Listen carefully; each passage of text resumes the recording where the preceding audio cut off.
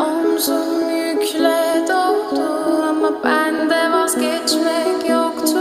Bitmedi, bitmedi, bitirmedim.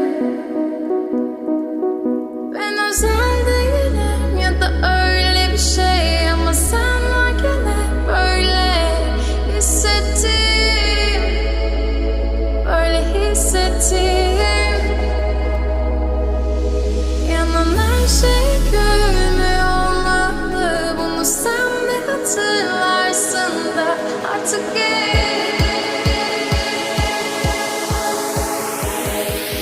böyle hissettim.